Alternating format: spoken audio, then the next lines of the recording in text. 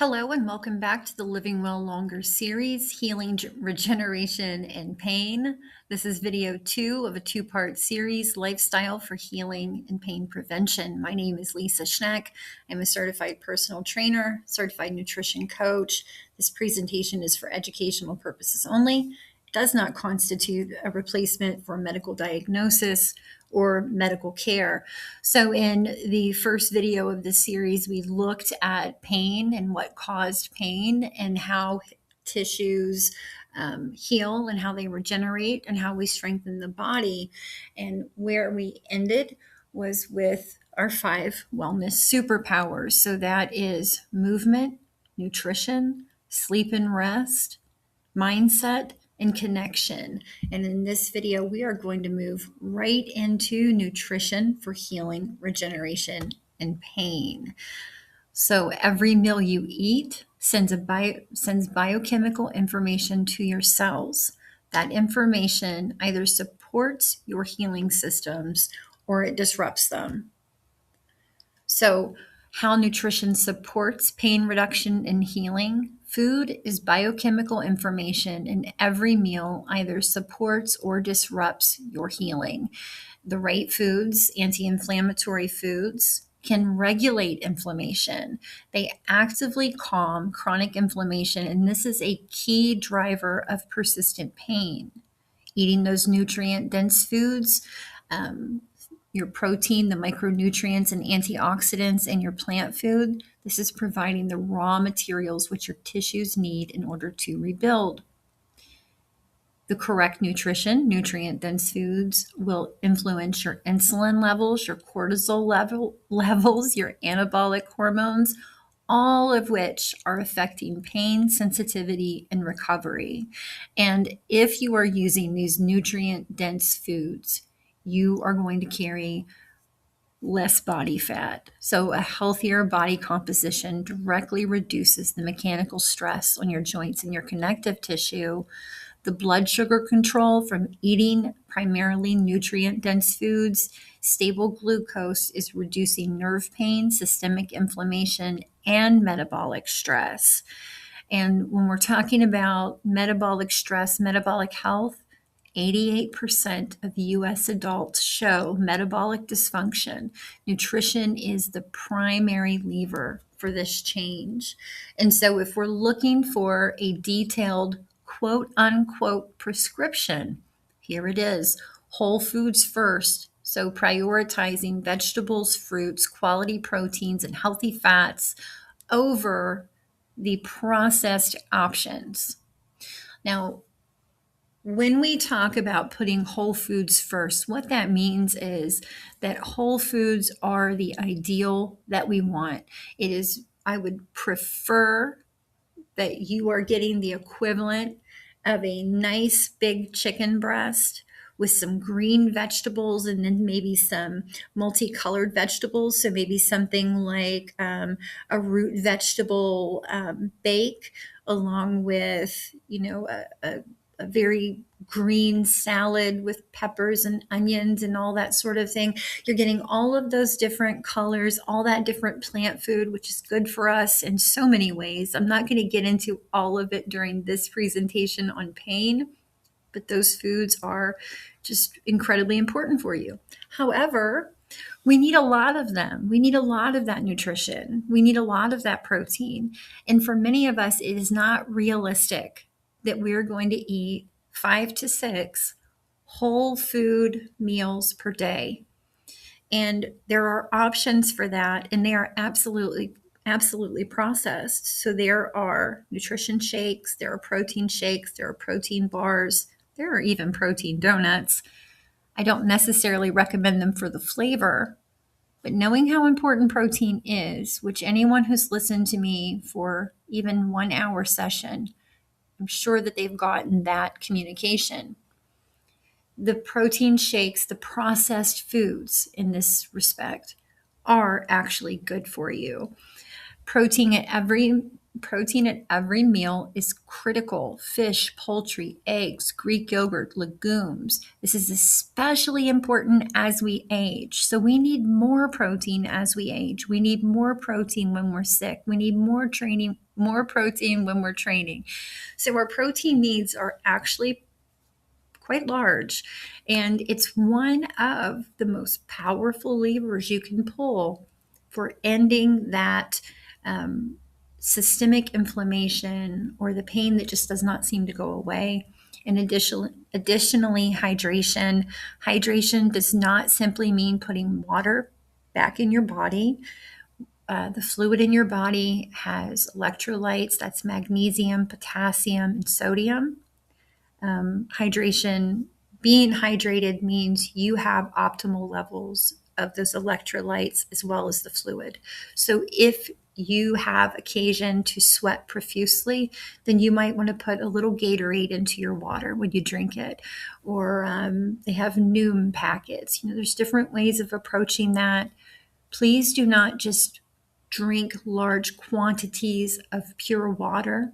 It's not only is it not ideal for hydrating you, it can actually go awry. And then if you're interested in knowing more about nutrients that will support you, if you are inflamed or if you have pain signals that have kind of run amok, here are a handful of them. You can talk to your doctor about these. Omega-3s. So our diet's usually high in omega-6 fatty acids. We need omega-3s as well. Omega-3s are anti-inflammatory. And so things like sardines and salmon and chia seeds and walnuts will have omega-3. Magnesium is fundamental to many, I think it's like 300 different types of systems in your body that magnesium is important to.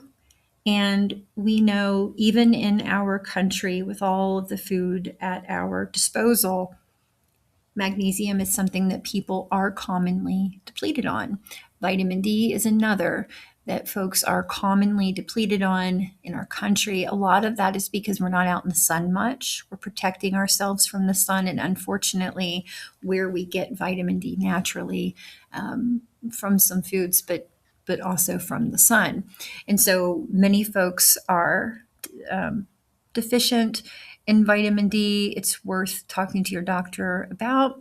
Curcumin is a fantastic anti-inflammatory supplement. It's actually curcumin is the active ingredient in turmeric, which a lot of folks have heard of turmeric.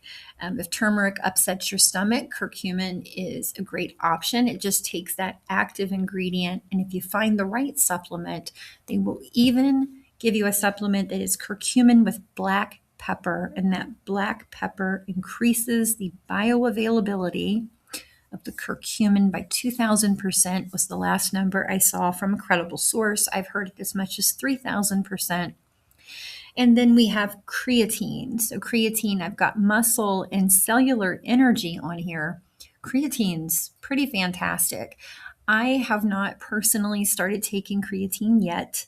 And the reason is that creatine does pull water into your muscle tissue.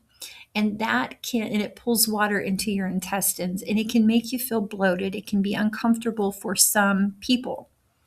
But the more that I see creatine research moving into things like being used quite successfully in folks who are struggling with dementia, it's also obviously, if you've been around people who exercise a good bit, especially bodybuilders, they use creatine because of that fluid it's pulling into the muscle. It makes the muscle look nice, but more than that, it actually enables them to train heavier than they would be able to without the creatine, to recover more quickly from one training session to the next. And all of that actually all of that information is equally wonderful for those of us who are aging and we're trying to get the most out of our bodies. So creatine's excellent in that respect. And then collagen and vitamin C for connective tissue repair.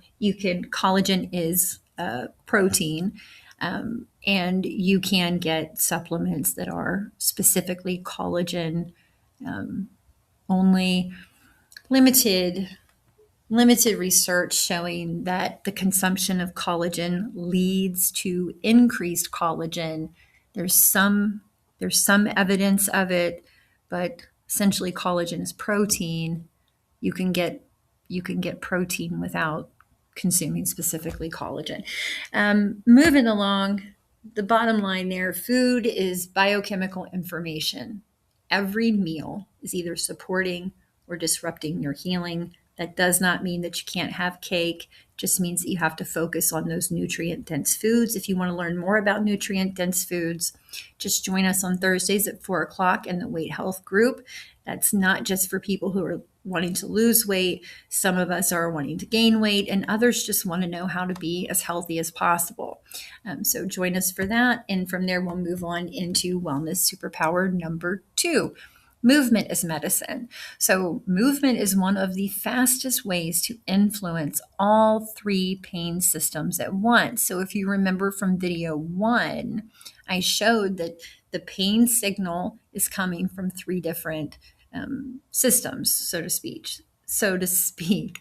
The mechanical, the metabolic, and then the inflammatory. So those 3, the central nervous system.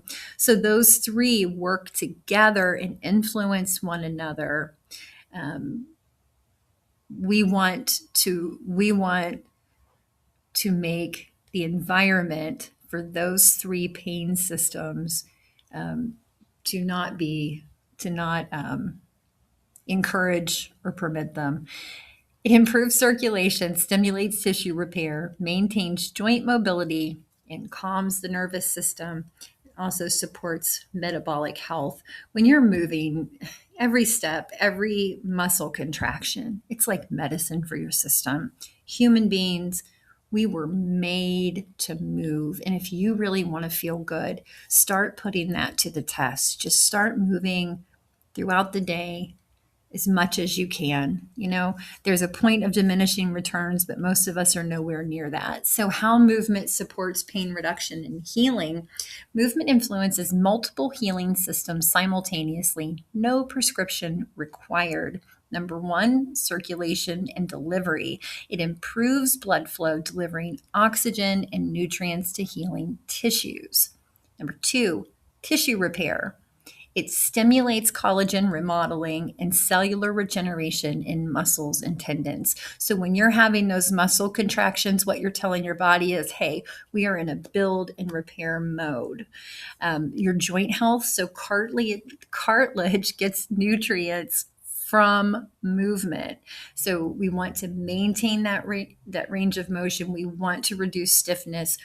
The way that we do that is by moving our joints to their full range of motion. It doesn't have to be hard. It certainly doesn't have to be unpleasant. And as you begin doing things like this, moving each joint through its full range of motion, you will begin to feel the joy and the pleasure in that movement. We are blessed to be able to move, and celebrating that helps us keep that range of motion or even increase it. Movement provides us something of a nervous system reset, so it can recalibrate pain sensitivity and down-regulate overactive protective responses. So just moving, it's very much like medicine. With our metabolic health, movement supports blood sugar balance and reduces systemic inflammation. So if you are finding that you are quite inflamed, we're almost, in my case at least, almost always going to look at the metabolic health. And it breaks the pain loop. So if you remember in video 1, we have, the source of the pain. We have reduced movement in reaction to that. And from there, we have muscle atrophy and then joint dysfunction. And then that causes more pain, which causes us to reduce the movement more. Well, when we don't reduce the movement, we continue to move. That doesn't mean if you have a broken leg, you walk on it. But outside of there being a medical provider who's telling you do not move that leg, you need to try to move the leg through its full range of motion in a safe way. This will restore confidence and function. And one of the ways it does that is by telling the central nervous system it's okay that this is happening, right? And then the pain, that amplified pain signal, that alarm sound, it's diminished. And so we have less pain. One of the things that's really cool for us to understand is that muscle itself is a regenerative organ. Muscle does more than just move your body around. It acts as a signaling organ and it supports healing. And it helps with your blood sugar, helps with your inflammation, helps with joint stability, and it helps with tissue repair signals. So keep doing that resistance training. Build that muscle. At no point will you ever, while you're breathing, lose the ability to build muscle or to build strength. And it is really good for you. So, your detailed movement prescription: every day walk 10 to 30 minutes. Even gentle walking improves circulation, reduces stiffness, and supports mood. Just move. Park a little further away from the grocery store. I know that that's become kind of a cliche thing to say, but do it. Then you don't have to drive around the parking lot. Okay? You don't have to park next to somebody who's going to hit your car door with theirs. You just park way out there. Graded activity principles. So you start where you are and you gradually increase the load and the intensity. Just showing up, that's the big part. How intense you get, we just want to progressively build that over time. We don't need any weekend warriors, right? We want daily or near daily, just consistent, enjoyable movement. Strength training 2 to 3 times a week. Major muscle groups: legs, hips, back, core. Use resistance bands, light weights, body weight. Muscle protects your joints. So with strength training, this is probably the one that people get the most intimidated by.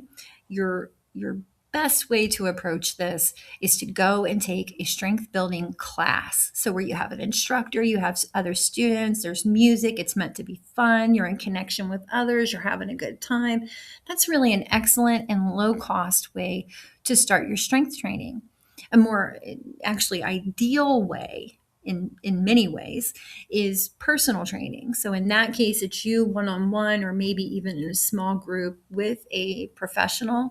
If you really want to take the strength training and make it a part of your life, and I'll tell you, whatever's going on in your life, whether it's stress, in all the different ways you can have stress. We're worried about the people that we love. We're worried about responsibilities, all of these things, right? Life can be very, well, worrisome. Social media, Google, whatever, there's so much information coming at us. It's not necessarily all positive. It's not necessarily all helpful. Life can become a bit overwhelming. And when you go in that gym and you pick up some weight and you ask your body to do a few sets, a few reps, it makes you feel powerful. It puts you in the driver's seat. It gives you agency over your own reality. So please don't be intimidated by strength training. Go and join a class where they do resistance training. Have fun. And when you're ready, let's look at doing some strength training one-on-one, or you becoming your own, you becoming an expert and you learning how to use those weights in the gym or at home or wherever. One of the most important things about movement is that the consistency beats the intensity every single time. I have often advised to people who are just moving into fitness, over this next week, I want you to get up at the time that you intend to go to the gym, which should be a time that's good for you for it, right? And get your clothing, get whatever gear you want to have, go down, walk in, walk around, and leave. Because that's the hardest part of the whole process, is just getting ready and getting there.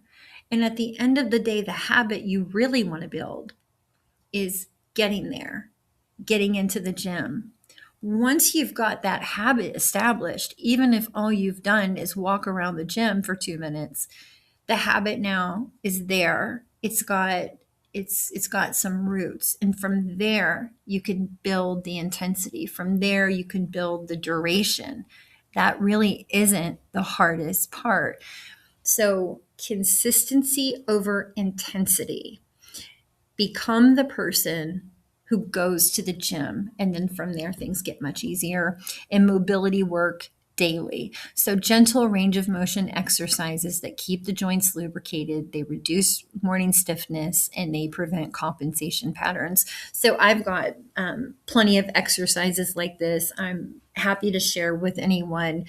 But this is just what I was saying with the range of motion of your joints. We need to let the central nervous system know that you are good with the full range of motion. And if you're just starting, you're actually going to have to ask for it. So we're talking about maybe a 5-minute process of you working progressively from, say, your ankles to your knee, to your hips, to your thoracic spine, to your arms, to your neck, right, to your cervical spine. Just moving the joints through their range of motion, it makes you healthier. And finally, circulation boosters. So walking, stretching, mobility work, massage, the heat and sauna, contrast therapy, which is going from, say, an ice plunge and then into a sauna and then back to an ice plunge. If any of you are tempted to do something like that, let me know. I've never had the boldness of doing that. And of course, when it comes to things that are very hormetic like that, for example, a cold plunge or, the sauna, make sure if you have any sort of underlying conditions or dysfunctions or whatever, talk to your healthcare provider first. And from there, movement for your circulation. This is healing, and healing requires blood flow. So when muscles contract, they act like a pump and they push your blood and your lymph fluid up through your tissues. This is why even gentle movement reduces pain and accelerates repair. So we've got walking, stretching, the contrast therapy, massage therapy, the heat and sauna, and then the myofascial release. So this is using a foam roller. It's essentially a way of giving you a deep tissue massage yourself. If you have any questions about anything on this slide, just reach out to me. We'll talk it through a bit more. Movement is one of the fastest ways to influence multiple healing systems at once without a prescription, without equipment, and without cost. And from there, we move into sleep. How sleep supports pain reduction and healing. Sleep is not downtime. It's when the body does its most intensive repair work. We just recently had a presentation on sleep. That video is available here on YouTube. It was a great presentation. It was a great thing to research for. I talked about this even a little bit in the first video here. Sleep is vital. I encourage you to look at that sleep presentation itself. And if you would like to learn more about sleep from a sleep scientist, Dr. Matt Walker, he is from, I'm blanking on the name right now, of the university. He's a Stanford. He's associated with Stanford. He just has remarkable videos on YouTube, and he knows everything there is to know about fantastic sleep. We're going to hit a few things right here. So number one, we know that people that sleep fewer than 6 hours per night experience a 25 to 30% increase in pain sensitivity. Restorative sleep is a natural analgesic. And so when you're sleeping, that's when your growth hormone is released. This is your body's primary tissue repair signal. It's when your tissue regeneration occurs, whether that's muscle, bone, or connective tissue. That active remodeling is occurring when you're sleeping. Your nervous system is being recalibrated. So sleep resets overactive pain signals, reduces central nervous sensitization. This is a key driver of chronic pain. So when you are sleeping, all your thoughts, your emotions, they're all being processed through the nervous system as well, the central nervous system. That brain cleansing, the lymphatic system, clearing the inflammatory waste byproducts from the brain, also bringing in some nourishment and so forth. That is occurring only through that 1 hour-ish period of time during deep sleep there toward the beginning of your sleep cycle. If you've consumed alcohol, you may not even experience that deep sleep. Immune regulation. So, sleep supports your immune regulation. Your immune system recalibrates and consolidates defenses, reducing systemic inflammation, and sleep regulates cortisol. So, a chronic elevation of your cortisol hormone directly drives inflammation and pain. And so, when we lose sleep, we usually gain cortisol, and we really don't want it. So, sleep is a real priority. When you sleep, growth hormone released, the brain waste is cleared, your nervous system is resetting. Poor sleep measurably lowers your pain threshold. The same physical sensation feels significantly more painful after a bad night of sleep. Wellness power number 4 is connection. Connection absolutely influences healing, lowers your stress hormones. So, positive social interaction reduces cortisol, the stress hormone that drives chronic inflammation. It boosts immune function. So, research consistently shows that people with strong social bonds have more resilient immune systems. Support your mental well being. Feeling connected reduces anxiety and depression, both of which amplify pain and slow recovery.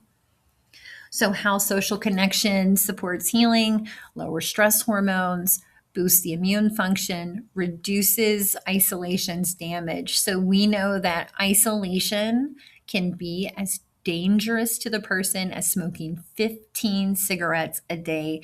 That was from the Surgeon General's report a few years back. Activates healing chemistry. So when you have positive social interaction, oxytocin is released, and this directly supports tissue repair. It improves your pain tolerance. Social support measurably increases pain thresholds. You literally feel pain less intensely. It's a very important thing to understand. When a person is feeling pain that's being amplified, whether because we have the mechanics, we have the metabolic standpoint, and then we have the central nervous system's standpoint, their influence, all three of them on the pain signal you receive. So, a person who doesn't have much mechanical damage, but they are in considerable pain, that's not them imagining it. It is that pain signal is literally intensified, it's amplified by those other factors. And additionally, purpose and meaning. Being part of a community gives you reason to stay active and engaged and committed to your health. And I personally believe that purpose is a very important and missing component of women 50 years and above, women and men. It's something that is kind of missing from our lives in the way that it could be present and it could be incredibly helpful, not just to us, but to the world at large. We've spent 50 years building wisdom, resources, and we hit midlife and we're told, go drink a cocktail and sit by the beach, go shopping. That's not enough for me. And I think it is likely not enough for many others. We want purpose. We want something to do with all of these internal and external resources we've spent a life building. And we now have another, very realistically 50 years to go. We want something that we're doing in that time. So, the connection, your prescription, build social habits, join that fitness class, walking groups, hobby clubs, schedule regular coffee dates, phone calls, shared meals. Prioritize quality time with family and friends and be intentional. Express gratitude and appreciation regularly. Help others. Mentor someone who's younger, share your knowledge. Acts of service powerfully boost your own well being. And then daily micro connections. So just a smile or a greeting. If you've ever been having a bad day and someone came along and flashed you with one of those megawatt smiles, and it was so sincere and so bright that it caused you to smile. And then as you're going along, you've actually then encountered another person and maybe smiled at them. That is the power that we have. And we can use that for evil as well. When we're very grumpy, when we're having a bad day, it affects those who are around us. So just smile and greet other people, and being the person who is lifting others up, it's going to make you feel better too. So chat with staff, chat with fellow members. These small positive interactions are genuinely wonderful. Your relationships are a part of your healing environment, so nurture them. And that leads us to wellness superpower number 5, mindset. Chronic stress keeps your body locked in threat mode, and that amplifies everything, including pain.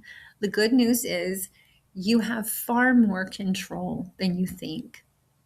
So, our mindset shapes our healing experience. The mind and the body are not separate systems. What we believe, expect, and feel has measurable biological effects on how we feel. So, expectations do influence pain.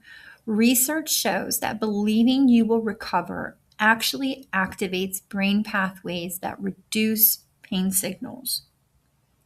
Stress affects inflammation.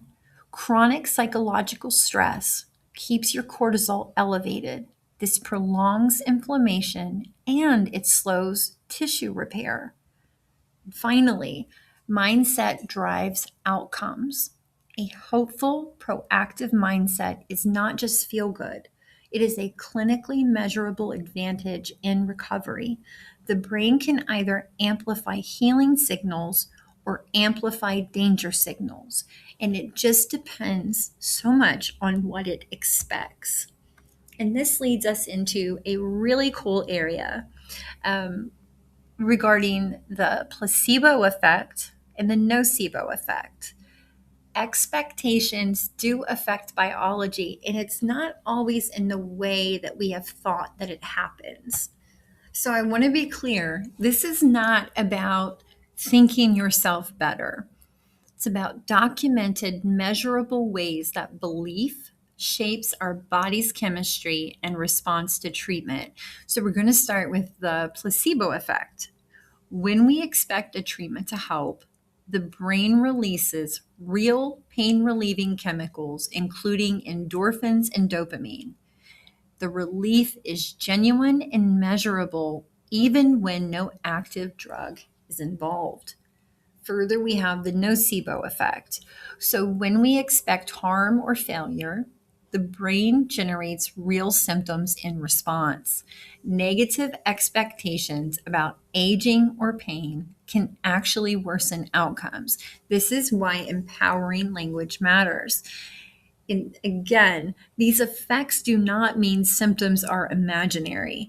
They mean the nervous system is doing exactly what it's designed to do. It's responding to the information that it receives. Now, there is so much more that I would love to talk about in regard to the placebo and nocebo effect, but I'll essentially say this. As human beings, we are, our body and our mind, they are really quite extraordinary. And we have so much more authorship over what we are experiencing than we think we do. We have so much authorship. So I would encourage you to learn more about the placebo effect, the nocebo effect, and the connection of our beliefs onto our physiology, or with our physiology, I should say. So, what chronic stress does to the body: stress is not just a feeling, it is a full body physiological state. It profoundly affects your pain experience and your ability to heal. So, when stress is chronic, it suppresses immune function, disrupts sleep architecture, increases systemic inflammation, amplifies pain signals, and it reduces your motivation. The hopeful truth: the nervous system is plastic. It changes in response to your inputs. Every time you practice a calming technique, you are literally rewiring your stress response. You don't need to eliminate stress. You need to shift the balance toward more rest and repair time each day. Even small shifts here create measurable changes. So, from a mindset perspective, your detailed prescription, I would encourage you later, maybe pause on this. I can also send you these slides because this is really a good slide, aside from the fact that it's packed with so much information. So, mindset, your detailed prescription. Number one, reframe pain. Pain is a protective signal. It's not a damage meter. Shift from, quote unquote, I'm broken to I'm healing, and ask what your body is trying to protect you from. So that would be in the case of obvious, there's not mechanical damage, but you're feeling pain. So reframing the pain from being proportional to the damage and instead just being that protective alarm. Challenge aging beliefs. Replace this is just age, or my body with my body adapts at any age. Replace I'll never improve with I'm building resilience gradually. Express gratitude for your body.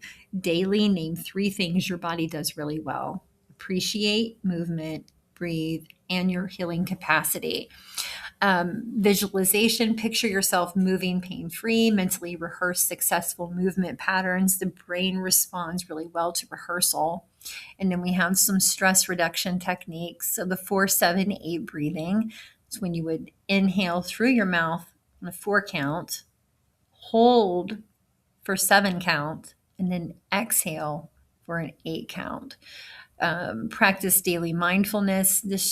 It could be just as simple as paying attention to exactly where you are, exactly what's going on around you, what your thoughts are at the time, what you're feeling, the feel of, say, a pen in your hand. It's just bringing yourself into the moment, and you practice that as much as you can. Because honestly, the more time we spend in the present moment, the healthier we are, the lower our stress levels are. That all just works around to being one of the best things that we can do for ongoing pain. And then journaling, writing about your wins and your progress, shifting the focus from threat to growth, and then exposure to nature. So we know green spaces, blue spaces where there's water, it's really good for you. Get your shoes off as long as there's not anything that could harm your bare feet, and just kind of ground, just walk around on the grass, on the sand, expose yourself to nature. And finally, your nervous system can either amplify pain or support healing. You have far more control over that choice than you may realize. We have a few emerging therapies that you could look into. These are new technologies. I am neither promoting them, nor am I cautioning you away from them.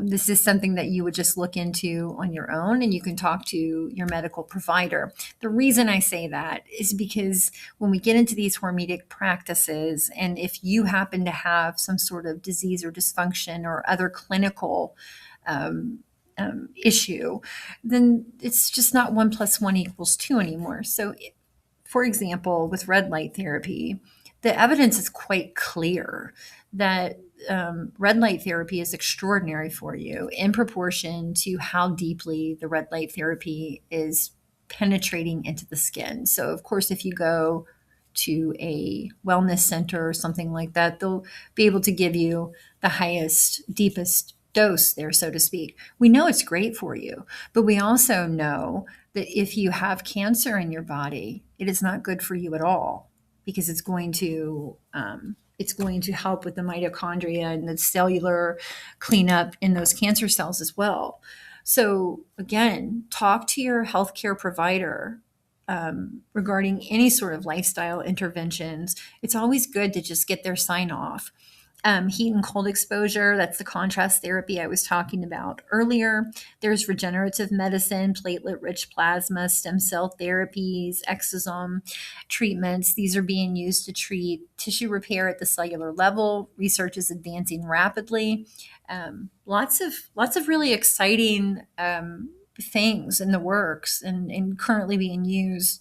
Peptide research, so specific peptides, short chains of amino acids, these are being studied for their ability to signal tissue repair, to reduce inflammation, and to support recovery. Learn more about that. And your 5-point action plan for this week. You would move daily, even 10 minutes walk. Even 10-minute walks count. Sorry, I've just been talking for too long today. Start where you are. Consistency is everything. Eat protein at every meal: fish, eggs, yogurt, legumes, a ribeye steak, a pork chop. That's protein also. Your muscles and tissues need the raw material to rebuild. Prioritize 7 to 9 hours of sleep. Set a consistent bedtime tonight. Your body does its best repair work while you are unconscious.